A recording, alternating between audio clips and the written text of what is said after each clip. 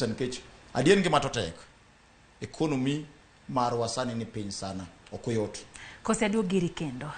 George Benja wuod koduogo en achiel kuom joneno magwa kendo keto wang'e seche gera meny piny wacho na penjwe ni to uneno nade diponi ni koro unyalo uso lewni molose pacho ka pek mane makoro unyalo bedogo nikech wacho ni kalore ni koro mwandu makoro uso koro kuwuok mane pacho ka makoro golo uwe kao mwandu goloko uduogi ka ere kama pek dhi bedo nikech oneno ka chal gima ok odwar ni mondo chumb wach mar mtumba to nyiso ni po nono ni kembe gi ochako loso lewni gi kendo koro ket ne jo ohala nyalo mana ng'iewe pacho ka to use pacho ka ere kuma pek dhi bede. Mokongo adwaro ni mondo asapoto osiepna maluongo ni Michael ni bech gik midwa los mondo use e Kenya waka nigi bedo made in Kenya gibiro bedo pesa di to jomage modak e Kenya to gin ji maromo nade modak under $1 per day to bende gibiro nyalo nyiewo gigo eko mane swali ma Michael Odhiambo penjo kendo swali no nyalo duoko osiepna mopenjo no maber kabisa. Awacho kamano nikech ang'o nikech mtumba wauso mtumba jakasirwaru ng'ama dhako rwako kendo wauso gi siling 20 sirwaru ng'ama dhako rwako wauso gi siling 20 mek chuo to bende biro 30 40 kanyo koro luore gi kako chal to kawuono kiwacho ni kambi koro dwano los no sirwechego ng'ama dhi nyiewo mon dhi wuotho duko siepa kech onge ng'ama bro nyiewo kech ang'eyo ni ka kambi oseloso to gidhi dwaro siling 1,000 madhi mbele ka koro kata pesa minyiewo go mogo maonge ang' ne yud 1,000 ma ang' ne nyiewo go kata sirwaru jathurwa dhi bedo matek ka awacho ni kamano nikech ang'eny gik mwauso rwako ji duto tete modak e kiwango mapiny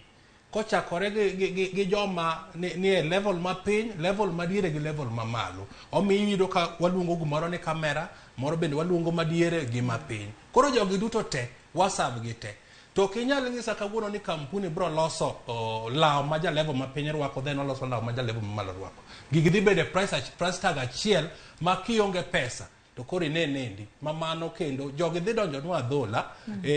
wach ma gikelo ni bro kelo nwa tabu mathoth mane poge dwaro gi neno kendo wabro ng'anyo kata jagoda maduong' kama wabro ng'anyo ka achiel gi mon gi nyithindo mondo gima kamano kik timre kech ang'eyo repercussion magino bro kelo nwa wan parents modak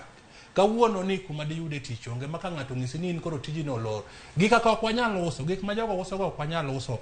kuonde mwausi kaka ni kora dhi akaw gik moko kampuni akela usto dhi bedo matek to gik moko counterfeit moko nitie miloso industrial area kai gin ka en wuoche mar dhako to en wuoche mirwako wik achiel to osechako barore gin gik moko wanyal survive go to mtumba yudo ka en mtumba molos gi leather piwa to amalo to kochopo to pod inyalo use siling 200 to pod inyalo rwake kata higni 2 donge neno the difference man kanyo koro dhi kelo nwa tich matek gi sirikandwa ni ka gisoyo nwa kampuni go bedi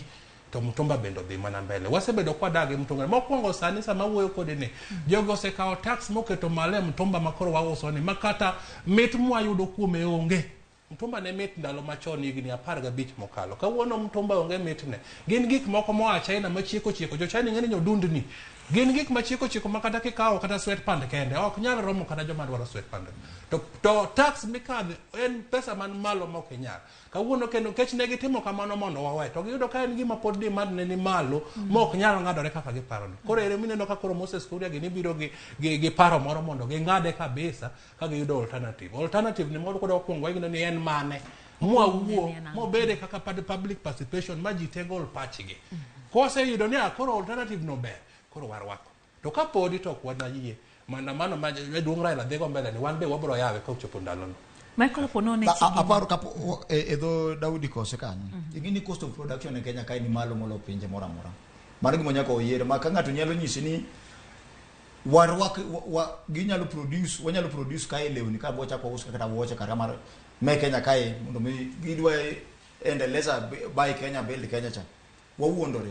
kich kata nagitigi mabedo produced e Kenya kaka but yudo ka gin they're being produced at a high cost ma in kidhi nyieto you can't afford dongo mumia senite kan wa ni uso sukari mumia sa gomi no loro to ni yang to apidho ka gigo ten mana kae ka onge mana wadhi omo kata China kama wacho ni olor to ng'ang'o monyisi ni textile industries gi to bro dhi nyime